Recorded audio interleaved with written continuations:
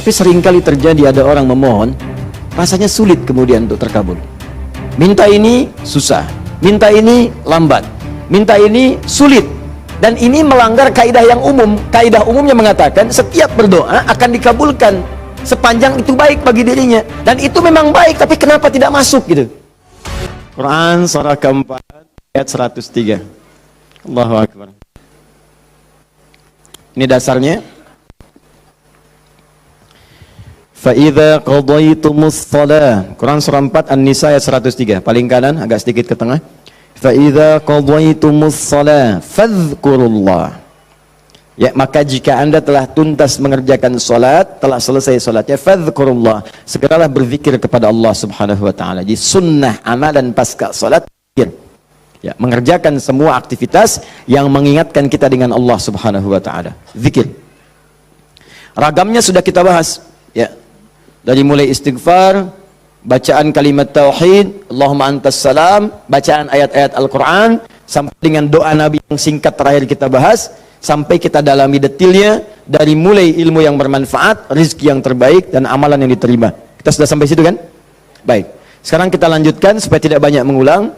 Kita lanjutkan pada hal yang paling pokok. Ketika Nabi bermohon kepada Allah menunjukkan satu contoh, ingat contoh. Di Nabi itu sifatnya ada langsung membimbing doa, ada diberikan doa contoh, yang dengan doa itu maksudnya tidak harus sama seperti itu. Kalau kebutuhannya beda, boleh minta yang lain. Tapi akan lebih bagus baca dulu standar doanya, baru tambahkan minta kepada lain-lainnya. Misal, kita turunkan misalnya, kalau anda punya kebutuhan pasca salat, ingin berdoa, boleh. Apa dalilnya? Di Ibnu Majah itu, nomor hadis 925. Nabi berikan doa standar. Allahumma inni as'aluka ilman nafi'a wa rizqan thayyiba wa amalan mutaqabbal. Minta ilmu, awas, yang bermanfaat, minta rizki yang berkah, dan mohon diterima amalannya. Ilmu bermanfaat, rizki berkah, diterima amalan. Tiba-tiba anda punya permintaan spesifik misalnya, Ustaz, saya seorang ibu, sekarang sedang mengandung, pengen kandungannya itu Ustaz diberkahi oleh Allah, pengen lahirannya lancar, pengen normal, pengen baik. Apa doanya? Apakah boleh berdoa setelah itu? Boleh. Karena tadi doa yang disampaikan itu standar dari Nabi yang pokok, yang memberikan contoh. Maksudnya silahkan berdoa apa saja minta. Kalau nggak kepikiran doa, minta doa dengan yang standar ini. Itu maksudnya. Jadi tidak harus terbatas dengan doa itu, tapi jadikan sebagai patokan doa, setelah itu minta yang lain-lainnya. Paham? Baik. Nah sekarang saya ingin ajarkan, ada isyarat dalam Al-Quran, bagaimana supaya doa kita mau minta apapun selama baik menurut Allah itu akan cepat dikabulkan. Seperti apa mintanya? Yuk, saya turunkan dulu satu. Kita pelajari dasarnya dulu ya. Quran surah ke-7 ayat 23, dasarnya dulu. Nanti baru masuk kepada doanya. 2 Quran surah ke-28 misal ayat ke-16. 3 kita ambil misalnya Al-Quran surah puncaknya langsung 39 ayat 53.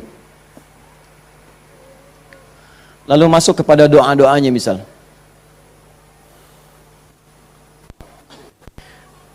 Saya ambil beberapa contoh yang sering ditanyakan, misalnya Quran surah ketiga ayat 38 sampai 39. Ditafsir dengan Quran surah ke-19 dari ayat ketiga misalnya sampai ayat ke-15 ya. Ya. Ada lagi misalnya kita turunkan doa orang sakit misalnya, Quran surah ke-26 ayat 80. Bisa jadi penyakitnya lebih parah, kita turunkan Quran surah 21 ayat 83 sampai 84. Oh, doa paling favorit misalnya Quran, apa yang paling favorit? Masya Allah, sapu jagat, luar biasa ya. Anda tanya orang Arab, nggak ada yang tahu ya, cuma orang Indonesia. Atarif sapu jagat? Sapu jagat. Orang Indonesia luar biasa. Ada doa sapu jagat, doa sapu nggak ada jagatnya, doa jagat nggak ada sapunya. Quran surah 2 ayat 201, paling kanan sebelah bawah. Saya contohkan ini dulu ya, yang lainnya banyak. Saya contohkan dulu sedikit supaya agak batas untuk kita bisa berdialog. Begini, kita mulai. Mohon izin, saya itu minta contoh gelas dengan air, bukan karena memang biasanya ada itu, bukan. Karena ingin mencontohkan tentang bab doa ini. Ya, ingin mencontohkan tentang bab doa. Perhatikan sini, fokus baik-baik. Lihat sini. Saya tidak akan minum sekarang. Lihat sini, fokus. Ini gelas, ada airnya. Warnanya apa? Bening, ya, warnanya bening. Nah, sekarang lihat, ada penutupnya? Halus atau keras? Baik. Udah, jangan main tebak-tebakan, kita coba dulu ya. Kalau tidak tahu katakan Allahu a'lam. Lihat sini. Ini spidol. Fokus. Perhatikan sini. Saya ingin masukkan ke dalam gelas. Masuk tidak? Kenapa? Ada penutupnya tuh. Cukup agak lumayan. Ada lagi kalau ditutupnya seperti ini. Karena ini nggak ada penutup, kadang-kadang apa yang ada itu yang digunakan. Tisu misalnya. Lebih halus daripada yang tadi. Perhatikan baik-baik. Ini kalau dimasukkan bisa masuk. Ya, bisa, sudah. Kemudian lihat baik-baik, ada yang lebih keras lagi daripada yang pertama. Ini yang pertama, ini yang kedua. Misal, saya ambil yang lebih ekstrim seperti ini. Tutup begini. Fokus. Ini mau dimasukkan sampai kapanpun, sampai kiamat kurang 2 hari, susah. Sulit luar biasa. Perhatikan baik-baik. Fokus, fokus, fokus. Ada orang ingin bermohon kepada Allah Subhanahu wa taala. Kalau tidak ada sekatnya, tidak ada penutupnya, baik yang pertama, yang kedua, apalagi yang ketiga, maka semua yang diminta mudah untuk masuk. Minta spidol, masuk. Minta logam, masuk. Minta emas, masuk. Semua masuk. Tapi seringkali terjadi ada orang memohon, rasanya sulit kemudian untuk terkabul. Minta ini susah, minta ini lambat, minta ini sulit. Dan ini melanggar kaidah yang umum. Kaidah umumnya mengatakan setiap berdoa akan dikabulkan sepanjang itu baik bagi dirinya. Dan itu memang baik, tapi kenapa tidak masuk gitu? Misal kaidah standarnya di Al-Quran surah kedua Al-Baqarah ayat 186. Paling kiri sebelah bawah. Wa idza sa'alaka 'ibadi 'anni fa inni qarib ujibu da'watad da'i idza da'an falyastajibu li wal yu'minu bi la'allahum yarshudun. Kata Allah, Muhammad SAW, sampaikan kepada umatmu, sampaikan kepada umatmu, jika kalian nanti ingin mencari Allah, kamu ditanya, ada yang ingin mencariku, mencari Allah, katakan padanya, enggak usah dicari, saya dekat. Itu memberi harapan. Saya sering sampaikan makna kalimat ini. Anda cari, tanya panitia, mana ustadznya? Dijawab, ustadznya belum ada berita. Dengan yang kedua, jangan khawatir Pak, sudah dekat. Mana yang paling menenangkan? Sudah dekat. Sudah dekat. Nah, ketika ada yang bertanya pada Muhammad, saya ingin mendekat kepada Allah, jawab, tidak usah repot, Allah dekat. Silahkan kau mendekat kepada Allah, dan Allah akan dekat dengan kita, silahkan. Psikologis memberikan harapan. Dan umumnya, orang yang mendekat kepada Allah, umumnya, itu punya 2 kepentingan. Kalau bukan bertobat dari maksiat, yang kedua, punya permohonan yang ingin disampaikan. Makanya sebelum diungkapkan itu dijawab oleh Allah. Saya tahu paling hambaku kalau mau datang mau minta. Silahkan cek. Besok mau ujian, malam tahajud. Padahal kemarin enggak. Ya. Besok lamar pekerjaan, malamnya istighfar. Kemarin kemana aja John? Ya. Selalu seperti itu. Minta.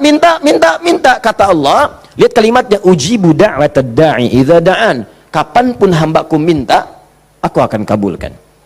Jadi rumus doa itu kalau diminta dikabulkan. Jadi nggak ada doa yang tidak dijawab sepanjang yang diminta itu baik. Sepanjang yang diminta itu maslahat. 3 sifat jawabannya. Diberikan seketika, jadi begitu dia meminta seketika dikabulkan. Kalau dia membutuhkannya.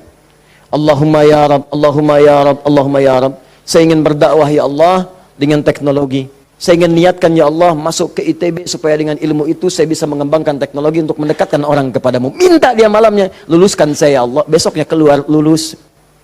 Kalau benar maslahatnya. Ada yang kedua, ditunda itu sampai dia sanggup untuk menerimanya sebagai amanah kehidupannya. Tidak seketika dijawab, tapi nanti ketika dia sanggup baru diberikan. Karena kalau Allah berikan dalam hal tidak sanggup, tidak adil Allah. Karena Allah tidak memberikan ujian pada yang tidak sanggup. La yukallifullahu nafsan illa usaha. Jadi sekali lagi sering saya katakan, kalau Anda sedang diuji, jangan mengeluh. Karena Anda pun dipercaya oleh Allah. Allah yakin dengan Anda, kenapa Anda ragu? Jadi kalau Anda sekarang punya musibah, punya ujian, entah di rumah tangga ujiannya berat, Entah di kantor misalnya ujiannya berat, entah dalam kehidupan, semuanya. Semua orang, tidak ada yang tidak punya ujian, semua diuji. Wala nabluwannakum bisyai, kata Allah, Quran surah kedua ayat 155. Semua yang hidup punya ujian. Dan sifat ujian itu tidak akan diberikan pada yang tidak sanggup. La yukallifullahu nafsan illa wus'aha. Kalau kamu nggak sanggup, saya nggak akan berikan, kata Allah. Jadi kalau ibu sedang punya ujian di rumah tangga, jangan mengeluh, Bu, seberat apapun, karena ibu itu sanggup. Allah percaya pada ibu, kenapa ibu nggak yakin? Antum punya ujian di kantor, berat rasanya Ustadz, betul memang berat, tapi Anda yang sanggup. Kalau ujian itu diberikan pada Adi Hidayat nggak sanggup. Anda hebat, mata Allah, kenapa Anda mengeluh? Ya Allah, kenapa saya? Ya Allah, ya emang kamu yang sanggup. Why me? Why not? Iya. Jadi semuanya itu ada ukurannya, nggak usah khawatir itu dengan itu semua. Ada takarannya. Ya, dan Allah itu punya sifat keadilan yang sangat luar biasa. Rizki adil, semua diberikan. Kadang-kadang itu nalar belum sanggup menalarnya. Yakin dulu iman, begitu iman hikmah datang. Kan dulu pernah saya sampaikan untuk analogi sederhana tentang cicak dan nyamuk. Masih ingat? Coba cicak, bagaimana beraktivitasnya? Merayap di mana? Dinding. Makanannya apa? Yang paling utama nyamuk. Nyamuk apa aktivitasnya? Terbang. Nyamuknya punya sayap, cicaknya tidak. Kan pernah saya sampaikan, kalau nyamuknya punya akal dan jenius, cicak jadi mainan. Cicak di dinding, di dekat lampu. Cicak, ayo sini kalau berani. Alhamdulillah, hewan tidak diberi akal. Tapi bukan itu yang mau saya sampaikan. Keadilan Allah menjadikan cicak tetap mendapatkan makanan. Orang tua kita nggak punya banyak dalil. Cuman fitrahnya memberikan kepada kita gambaran-gambaran kehidupan. Dikatakan oleh mereka, cicak-cicak diam-diam. Bayangkan, yang Allah tuntut cak merayap. Rayap aja. Mau diam-diam, mau biasa. Dicontohkan diam-diam aja merayap. Diam-diam merayap. Teruskan, datang seekor nyamuk. Ketika cicak merayap, datang seekor nyamuk. Bukan cicak yang mendatangi nyamuk, nyamuk yang mendatangi cicak. Siapa yang memberikan dorongan nyamuk datang ke cicak? Allah. Jadi kalau dia mengerjakan ikhtiar dari Allah, maka datanglah hasilnya. Cicak, kamu merayap aja, begitu merayap datang seekor nyamuk. Selanjutnya, oh, silahkan. Ya. Tangkap, selesai. Itu poin yang pertama. Jadi saya ingin berikan gambaran dalam kehidupan ada unsur keadilan yang diberikan oleh Allah Subhanahu wa taala. Jadi yang pertama tadi langsung diberikan, yang kedua ditunda dia saat sanggup menerimanya. Kalau nggak sanggup, nggak akan dikasih. Anda punya anak 5 tahun, ya, pengen minta hadiah pada Anda. Bobo, motor. Pengen minta motor. Anak 5 tahun pengen minta motor beneran. Dibelikan nggak? Ya, Anda memang mampu. Tapi pada saat itu, nanti nak ya, Bapak belikan motor yang hebat. Sekarang motor yang ini dulu, motor-motoran. Setelah itu, dia siap 2 tahun, 3 tahun, 4 tahun, 10 tahun ke depan diberikanlah motor itu. Apa karena Anda tak mampu memberi? Tidak, karena dia belum siap. Anda minta sekarang, tiba-tiba 10 tahun kemudian Anda dapatkan. Cuman saat dapat, Anda nggak sadar kalau itu tuh hasil doa Anda yang dulu. Itu. Kadang-kadang demikian. Anda pengen jadi dokter. Ujungnya kan dokter, masuknya pengen ke UI. Tiba-tiba keterimanya di Undip misalnya. Tapi kan jadi dokter juga. Anda pengen proyek yang besar, dikerjakan sekarang, nggak dapat, doa belum terkabulkan. Tiba-tiba 10 tahun kemudian dapat proyek yang besar yang nilainya ternyata diakumulasikan 10 tahun ke belakang. Itu doa Anda. Kalau pengen bukti lebih dalam, betapa banyak orang tua yang berdoa sejak anaknya masih dalam kandungan. Pengen ini, pengen itu, dikabulkan setelah anaknya 20 tahun dia keluar dari kandungannya. Itu kan hasilnya. Makanya ketika anak sukses, kata Al-Quran surah ke-46 ayat ke-15, ada isyarat di sana. Kalau Anda sukses, jangan menilai dulu kesuksesan itu adalah hak Anda, kewajiban Anda, atau atas jasa Anda. Barangkali Anda cuma 30%, 70%-nya ibu yang dulu pernah menangis di keheningan malam. Ya Allah, jadikan anak saya seorang insinyur, ya Allah. Ya Allah, jadikan anak saya, ya Allah, orang yang soleh. Ya Allah, jadikan anak saya si fulan. Bapak Anda yang dulu cuma makan singkong, datangnya ke sawah, kemudian kerjakan segala rupa, ya Allah, jadikan anak saya lebih hebat dibandingkan saya. Puluhan tahun yang lalu mereka bermohon kepada Allah, doanya terkabul ke puluhan tahun kemudian. Makanya ketika Anda berhasil, kata Al-Quran, jangan dulu merasa bangga, karena boleh jadi jasa terbesarnya jasa orang tua dulu. Makanya Ismail, perhatikan baik-baik. Ismail yang mendapatkan air zam-zamnya. Lihat. Bergerak kakinya, gerak, keluar. Tapi Anda jangan lupa, ketika Ismail kehausan, ibunya mencari air. Disimpan Ismail, dia bergerak tangan kakinya. Karena kalau anak itu sudah mulai haus baik, pasti tangan kaki itu bergerak. Tapi air nggak keluar. Kapan air keluar? Setelah Sayyidah Hajar bolak-balik. Safa Marwah, bermohon kepada Allah. Positif, berdoa, minta. Ketika kemudian bagian yang terakhir ketujuh itu berada kemudian di Marwah, tiba-tiba mendengar satu percikan air keluar. Kapan air keluar? Karena jejak kaki Ismail yang menendang kemudian ke arah pasir itu, malaikat mengepakkan sayapnya. Keluarlah. Kata ibunya, zam, zam, zam, zam. Zam itu artinya kumpul jangan berhenti, kumpul jangan berhenti, kumpul jangan berhenti. Kalau kumpul saja mungkin berhenti, ijma, tahadda. Ini zam, zam, zam, zam, zam. Kumpul jangan berhenti, kumpul jangan berhenti. Sampai sekarang air itu selalu berkumpul, tidak pernah berhenti. Dikenallah dengan air zam-zam.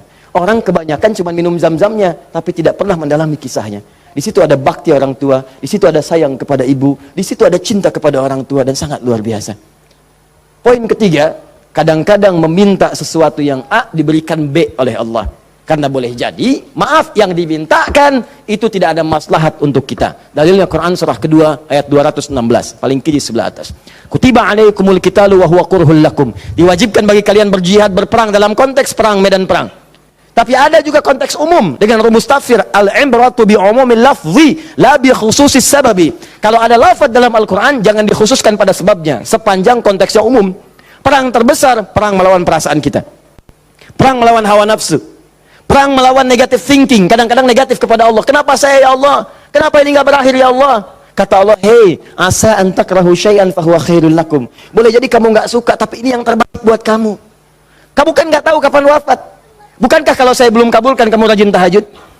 Kamu rajin puasa? Kamu rajin baca Al-Quran? Kamu kemana aja selama ini? Mau wafat, masih sibuk dunia.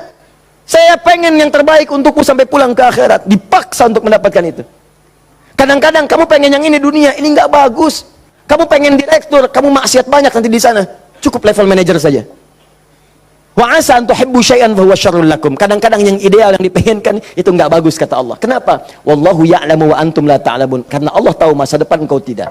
Anda punya anak 5 tahun sakit, dia kata dokter jangan makan apel. Jeruk boleh enggak, Dok? Boleh. Maka anak itu merengek, "Mama, pengen apel." Kata mama, "Jangan, nak, enggak bagus." Apel, dibelikanlah jeruk. "Ini kan jeruk, Mama." "Bukan, nak, ini jeruk rasa apel." Paham? Nah, jadi ini yang pertama, sifat doa itu kalau diminta pasti dikabulkan. Tapi ada segelintir orang yang ketika memohon ternyata tidak mendapatkan bagian itu. Apa persoalannya? Perhatikan, hadisnya sahih. Sampai Al-Imam An-Nawawi mencantumkan ini dalam salah satu hadis di Al-Arba'innya. Thumma dzakara rajula. Awas, hati-hati. Yutilus safara. Thumma dzakara rajula yutilus safara asy'atha aghdara. Lalu Nabi mengisahkan tentang seorang lelaki yang menempuh perjalanan panjang sampai tampilannya penuh debu. Ya, bahasa Inggrisnya kurang lebih the kill of the kumel. Ya, jadi udah banyak debu lah ya dalam dirinya. Awas ya, yamuddu yadaihi ila sama, lalu mengangkat tangannya ke langit, ngangkat tangan. Nanti saya ajarkan fikih mengangkat tangan ya. Fayaqulu ya Rab, dan dia berkata ya Rab, ya Rab. Fokus sebentar. Orang ini kisahnya itu punya permohonan yang sangat berat ingin disampaikan. Penting permohonannya, sangat pengen dijawab. Lalu dia melihat cara doa cepat dikabulkan. Di antaranya ada 3. Ada 3. 1, doa dalam perjalanan. Perjalanannya perjalanan pada ketaatan, bukan maksiat. Awas, hati-hati, bukan perjalanan maksiat dan bukan jalan-jalan biasa. Awas, hati-hati. Kau mau kemana? Mau ke Hawaii? Titip doa ya. Doa orang safar kan dijawab. Tuh yang umrah, yang haji, itu kan? Ya, itu yang dimintakan. Mohon, minta. Tapi kalau yang perjalanan maksiat tidak. Bro, mau kemana? Las Vegas. Titip doa ya. Itu belum dimohon dan ditolak. Ya, belum dimohon. Jadi 1, menempuh perjalanan panjang. 2, orang yang mengangkat tangan. Jadi usahakan nanti saat berdoa itu biarkan mengangkat tangan. Nanti ada fikihnya. Ada yang cuma 1 jari misalnya, ya saat khutbah Jumat khatib ada. Ya, ada yang kemudian mengangkat tangannya, ada yang rendah, ada yang tinggi, ada yang posisi begini ada saat istisqa. Yang standar itu angkat kedua tangannya, ya sejajar dengan dadanya di sini, sejajar. Sini ya. Dan nggak usah malu. Allah itu kan tidak akan malu untuk memberi. Justru Allah itu dalam hadis sahih, Allah akan merasa malu, di sini bahasa kiasan, majas maksudnya, membiarkan seseorang yang mengangkat tangannya kemudian dalam keadaan hampa, artinya tidak menjawab doanya. Dia ada seorang bertanya kepada Rasulullah, ya Rasulullah, bagaimana seorang berdoa mengangkat tangannya? Kemudian Nabi mengatakan, bagaimana menurutmu kalau ada seseorang meminta kepadamu menengadahkan tangannya begini? Ustaz, tolong Ustaz, tolong Ustaz. Di depannya langsung begini. Dua-duanya begini. Kata orang ini, saya malu kalau nggak ngasih. Saya malu kalau nggak ngasih. Maka kata Nabi, Allah lebih merasa malu. Karena Allah itu sifatnya lebih dalam dibandingkan dengan hamba. Rahmannya, rahimnya, pemberinya, wahabnya. Kata Nabi, Allah lebih merasa malu ketika membiarkan seorang mengangkat tangan memohon dan meninggalkan dalam keadaan hampa. Ya, jadi Anda mengangkat, itu biasanya sejajar dengan dada di sini yang standar. Kalau saya biasanya mendekatkan seperti ini dan menggabungkan di antara jemari di garis-garis yang ada ini. Kan garis kita itu kan ada garis kan, kanan kiri. Ya, biasanya kalau saya mendekatkan begitu kemudian menyatukan dan meluruskan lalu bermohon kepada Allah. Ya, nanti ada lagi fikih yang lain menghadap kiblat dalam keadaan berwudu ada, tapi poinnya mengangkat tangan. Ya, standarnya mengangkat sejajar dada. Boleh seperti ini renggang boleh. Mau dirapatkan seperti tadi boleh. Ya, saya memilih untuk yang merapatkan. Ya, silahkan bebas. Yang penting di sini ada dalil mengangkat tangan boleh saat berdoa. Baik, 2, 3, memohon didahului dengan al-asmaul husna. Memohon didahului dengan al-asmaul husna. Masih ingat yang pertama tadi apa? Safar, perjalanan jauh. Kedua, mengangkat tangan. Ketiga, dibuka atau didahului dengan al-asmaul husna. Ya, awas fokus. Dalilnya apa? Langsung dari Al-Quran dan Sunnahnya. Di Al-Quran misalnya Quran surah ke-17. Sudah? Dari ayat 110-nya. Ketika Allah sampaikan, qul ud'ullaha aw ud'ur rahman ayyamma tad'u falahul asmaul husna. Ada? Paling kanan, agak sedikit ke tengah. Qul ud'ullaha. Hei, kalau kamu punya kebutuhan, panggil Allah. Panggil Allah. Bukan panggil dukun, bukan panggil paranormal, bukan panggil yang macam-macam. Panggil Allah, minta. Oh, karena Allah sudah janji. Allah sudah berjanji dalam kandungan kita di Quran surah ke-7 ayat 172. Wa idz akhadha rabbuka min bani adama min zuhurihim dzurriyyatahum wa ashhadahum ala anfusihim. Awas, alastu bi rabbikum? Qalu bala syahidna. Ketika Allah mengambil perjanjian pada setiap anak cucu Adam. Awas, hati-hati sejak dalam masa kandungan. Di tafsir di Al-Arba'in di hadis Nabi riwayat Abu Abdurrahman Abdullah bin Mas'ud radhiyallahu taala anhu. Awas, nomor 4 posisinya di Al-Arba'in, paling kiri sebelah atas. Disampaikan, inna ahadakum yujma'u fi batni ummi, kata Nabi, 40 yawman nutfah, thumma yakunu 'alaqah, thumma yakunu mithla dhalika mudghah, thumma yursalu ilaihi al-malak. Awas, fayanfukhu fihi ar-ruh wa yaktubu bi arba'in, wa yu'maru bi katbi 40. Ya, bi katbi rizqihi wa ajalihi as'idun huwa am syaqiyyun. Awas, hati-hati, dalam usia 4 bulan ditiupkan nafasnya. Awas, masuk ruhnya, ditiupkan ruh, bernafas dia, ditetapkanlah 4 al, terjadilah perjanjian pada saat itu. Perjanjian pertama, alastu bi rabbikum, apakah engkau berikrar mau menjadikan aku sebagai Rabb? Siap.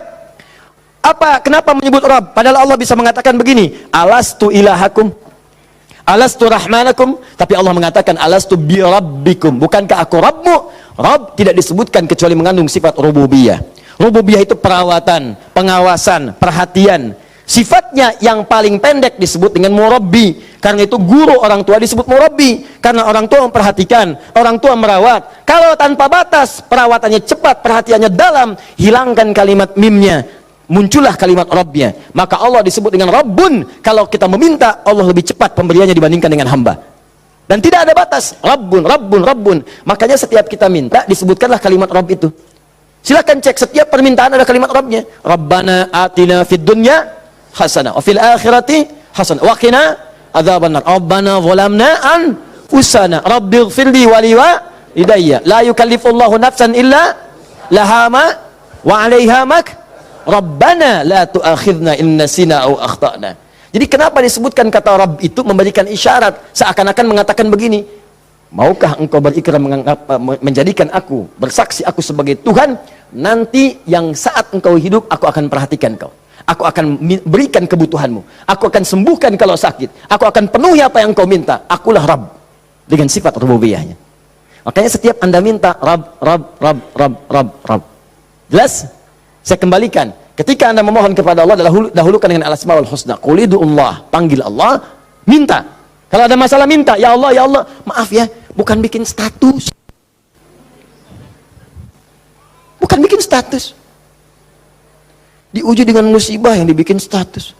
Aku tidak menduga akan seperti ini.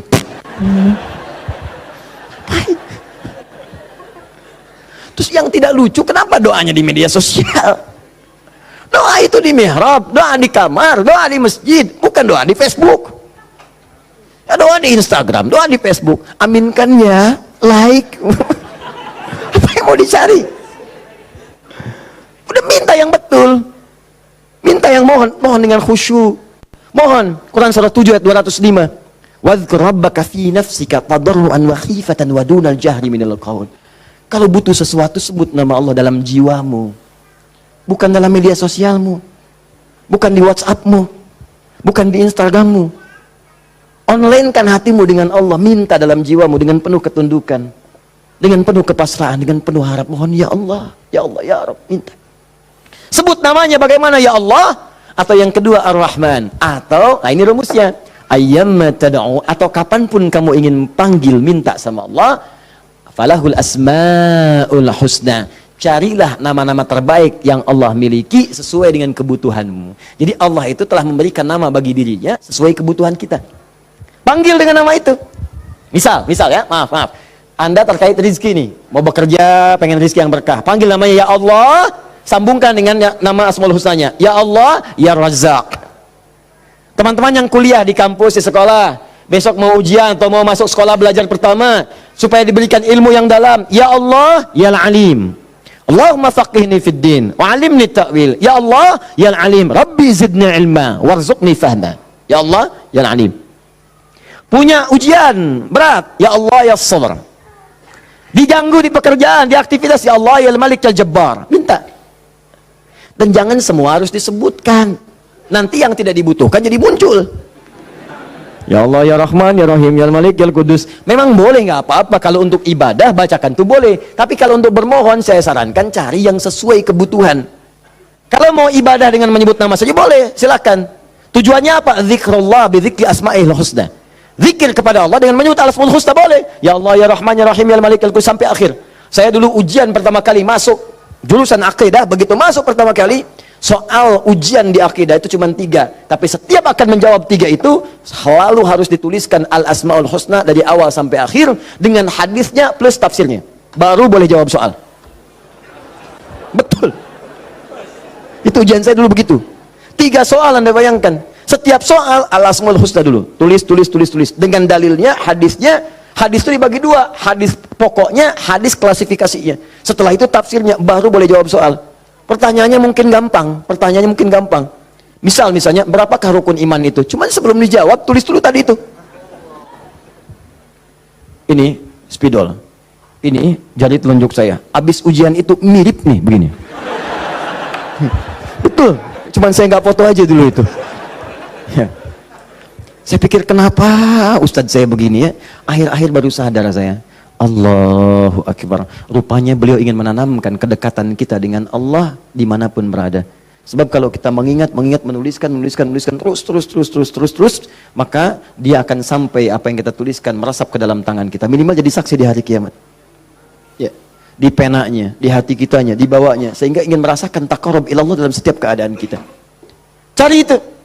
Dapatkan, mintakan. Mohon. Nah, 3 syarat ini terpenuhi di orang tadi. Perhatikan, perjalanan jauh dia tempuh. Sampai tadi banyak debu. Angkat tangan diangkat, yamudu yadayhi ilas sama. 3 dia minta dengan al-asmaul husna. 3-tiganya lengkap. Seharusnya doa dia dikabulkan 3 kali lebih cepat dari orang biasa. Karena 3 hal tadi dipenuhi. Qurannya ada, hadisnya ada. Bahkan Sayyid Sabiq itu pernah menulis kitab Al-Aqaid Al-Islamiyah. Dalam bab al-asmaul husna disebutkan hadisnya populer. Hampir kalimat-kalimat tauhid di kitab-kitab hadis ada hadis ini. Seorang setelah menunaikan salat kemudian berdoa kepada Allah Subhanahu wa taala di samping Nabi sallallahu alaihi wasallam, dia berkata, "Allahumma ya Allahul Ahad.